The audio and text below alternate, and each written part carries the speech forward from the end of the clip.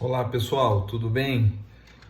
Sejam todos bem-vindos, bem-vindas a essa nossa aula aí da disciplina de Direito da Tecnologia e Informação. Eu procurei passar um material para vocês pelo PowerPoint e vou utilizar esse material para que a gente possa também ter uma aula por vídeo, tá? Então, quem estiver assistindo esse vídeo pode também acompanhar aí pelo PowerPoint, ok? Só relembrando um pouquinho que essa aula de hoje, alguma parte dela nós já vimos em sala de aula. Eu vou passar um pouquinho sobre o direito da proteção da propriedade intelectual de software, né? Até porque para a gente fazer uma experiência, né, com essa aula de vídeo, tá? E se tiver algum comentário, gostaria que vocês fizessem, né, alguma crítica, né, para eu poder ir melhorando ao longo desses dias aí que iremos fazer essas aulas à distância, né? Ou melhor, essas aulas virtuais, tá? Então, eu gostaria de começar com vocês que a proteção, né, do desenvolvedor do programa de computador, ela está estabelecida lá na Lei 9.609, de 19 de fevereiro de 1998. Essa legislação, ela dispõe, né, como eu disse, sobre a proteção intelectual do programa de computador e a sua comercialização no território brasileiro, tá bom? E então, antes de mais nada, nós temos que entender um pouquinho do conceito de programa de computador, né? Do conceito de software, né? E esse conceito, a própria legislação já nos dá lá no artigo 1º, né? O artigo 1º dispõe o seguinte: o programa de computador é a expressão de um conjunto organizado de instruções de linguagem natural ou codificada, né, que tem por objetivo, em outras palavras, fazer uma máquina ter um funcionamento ou ter uma função, né, desempenhar uma função. Assim como nós já falamos em sala de aula, um celular, a partir do momento que ligamos um celular, um programa, um software já está em desenvolvimento, né? Ou melhor, em funcionamento, né? Um computador, né? Nós temos aí softwares para a área jurídica, né? De controle de processos, controle de contratos, né? Gerenciamento de contratos. Na área corporativa, temos software no desenvolvimento de recursos humanos, nas ciências contábeis e assim sucessivamente, né? Então, esses softwares, esses programas de computador, nós temos contato com eles diariamente, né? E uma coisa que eu trabalhei com vocês, praticamente eu deixei uma interrogação, né, em sala de aula, seria a natureza jurídica do software. Então, sabendo aí que o software é uma linguagem, né, de máquina, né, uma linguagem codificada para que a máquina tenha o seu desenvolvimento, seu funcionamento, né? E aí, qual que é a natureza jurídica, né, desse software? Nós temos alguns posicionamentos, e eu não trabalhei isso em sala de aula, porque eu gostaria que vocês verificassem, né? Tanto é que eu deixei um acórdão lá na sala virtual para que vocês fizessem uma pesquisa, né? Para verificar se o software, né? Esse contrato de licença, né? De uso desse software é um contrato de prestação de serviço ou um contrato praticamente de compra e venda de uma mercadoria, e isso acaba tendo alguns reflexos. Então, aí quem estiver me acompanhando no PowerPoint vai ver um quadro lá, né, onde tem um questionamento: qual a natureza jurídica, né, do software? Se é um serviço ou é uma mercadoria? Então, nós temos praticamente duas duas expressões. Software por encomenda. O que significa o software por encomenda? É aquele que um usuário em específico, né, determina as demandas das suas necessidades, né, as necessidades específicas, seja para uso pessoal, para uso corporativo, na empresa, né? E aí o desenvolvedor, entendendo a necessidade, né, desse contratante, né, o contratante seria o usuário e o contratado o desenvolvedor desse software, né? O desenvolvedor, entendendo essa necessidade aí do usuário, ele faz esse programa especificamente, né, para essa pessoa. Ou seja, esse software é denominado software sob encomenda, né? Então, para atender necessidades específicas. E, por outro lado, nós temos uma outra característica de software, que seria o software standard, né? O software de prateleira. O que significa isso? Uma empresa desenvolvedora de softwares, né? Por exemplo, a Microsoft, né, acaba desenvolvendo um programa em série, de forma padrão, não se preocupando com as necessidades específicas de cada usuário. Ela faz um programa padrão, por exemplo, o pacote Office, né? E aí ela começa a comercializar em grande escala. Então, nesse caso, a doutrina entende que esse software é denominado software software de prateleira, né? Então, quais as consequências disso, né? As consequências nós vamos ver daqui a pouco, e antes eu gostaria de trabalhar com vocês o seguinte, que o software sob encomenda basicamente é considerado como uma prestação de serviço. Então prestem bem atenção. O software sob encomenda, que é aquele direcionado especificamente de acordo com as necessidades de uma determinada pessoa, tá? O desenvolvedor fará esse programa especificamente para essa pessoa, contratante, o usuário, tá?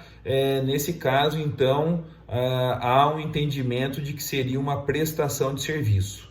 Agora, por outro lado, aquele software que é denominado software de prateleira, né, no qual o desenvolvedor produz esse software em grande escala, a doutrina entende que seria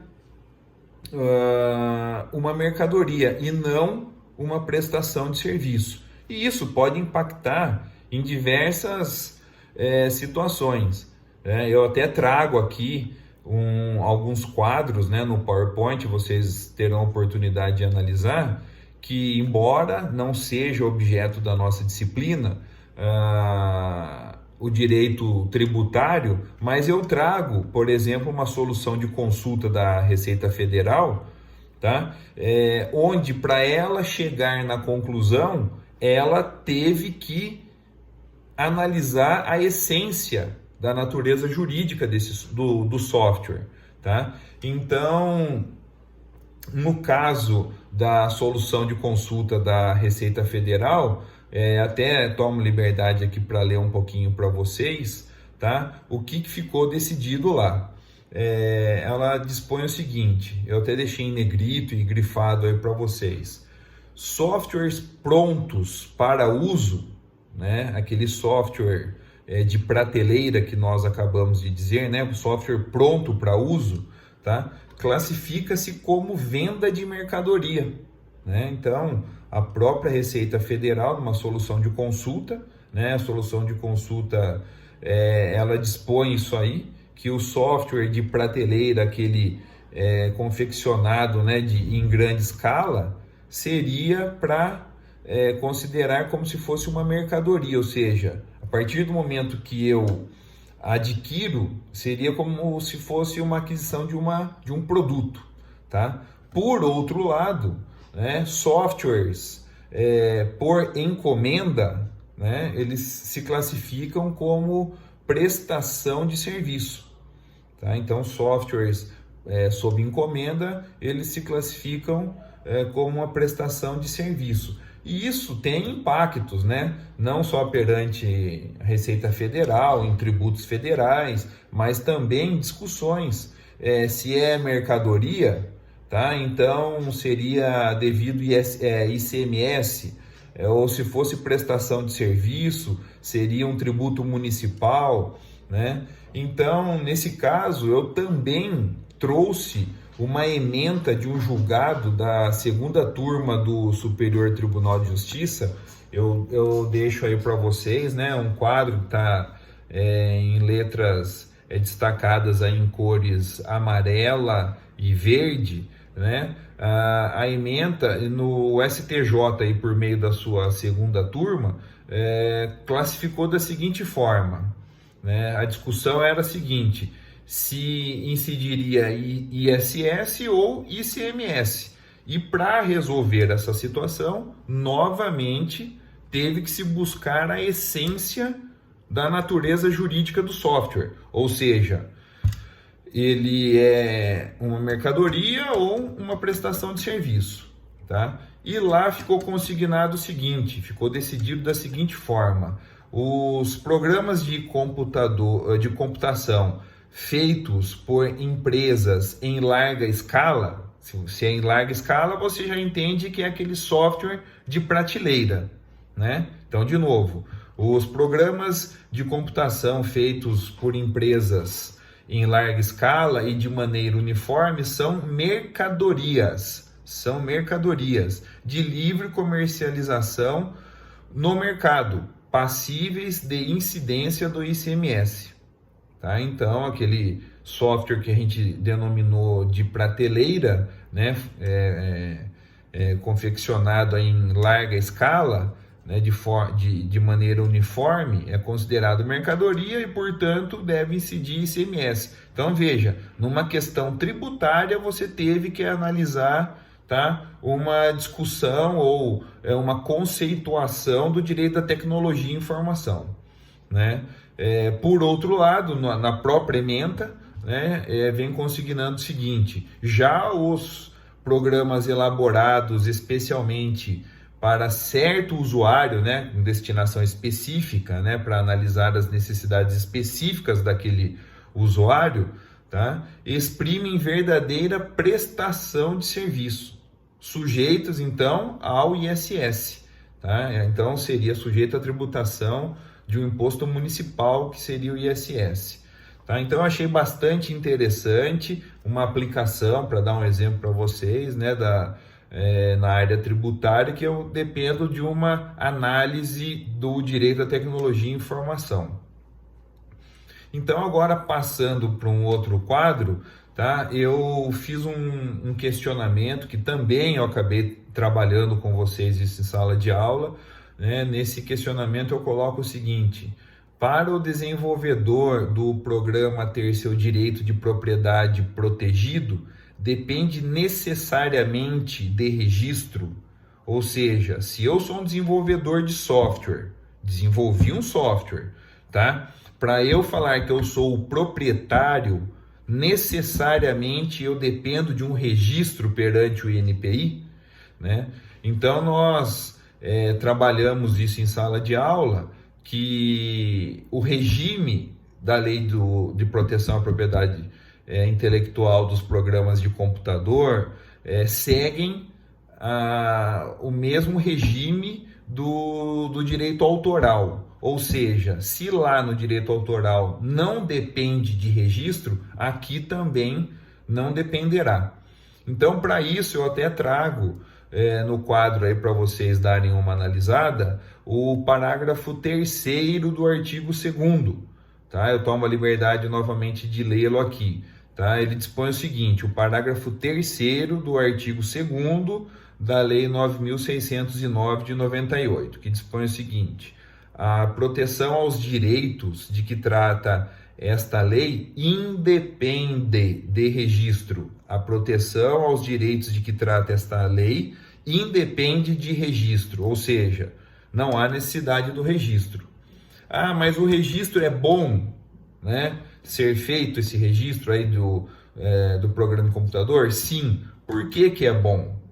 Para uma eventual proteção numa ação judicial, alegação de que você realmente, o desenvolvedor realmente é aquele o proprietário, tá? Ficará mais fácil ele produzir prova nesse sentido, tá? E para finalizar esse quadro aqui em relação à obrigatoriedade ou não do registro, eu também trago o artigo 3º para vocês concluírem que não é obrigatório, e sim facultativo, tá? O artigo 3º ele coloca da seguinte forma: os programas de computador poderão, né? Poderão no sentido de faculdade, né?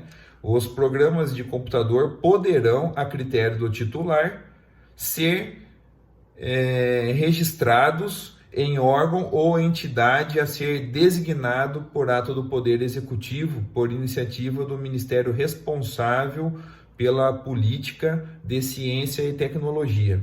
Então, a partir do momento que o parágrafo 3º do artigo 2º dispõe que a proteção aos direitos de que trata essa lei independe de registro, e também a partir do momento que o artigo 3º dispõe que os programas de computador poderão, né, no sentido de faculdade, ser registrados em órgão a ser designado aí pelo Poder Executivo, né, que no caso atualmente é o INPI, né, o órgão competente, concluímos que o registro não é obrigatório, né, mas sim seria interessante o desenvolvedor fazer esse registro para facilitar a produção de uma prova, caso haja necessidade de uma demanda judicial, né? Eu também trago para vocês aí, pessoal,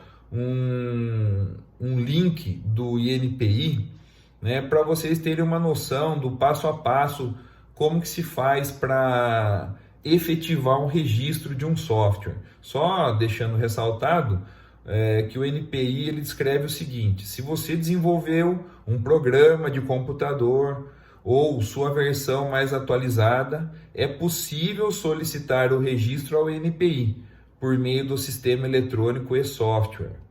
O registro garante maior segurança ao seu detentor, caso haja demanda judicial para comprovar a autoria ou titularidade do programa. Então, o próprio NPI já dispõe dessa forma, né? Que seria interessante o desenvolvedor registrar o programa que ele criou, desenvolveu, para facilitar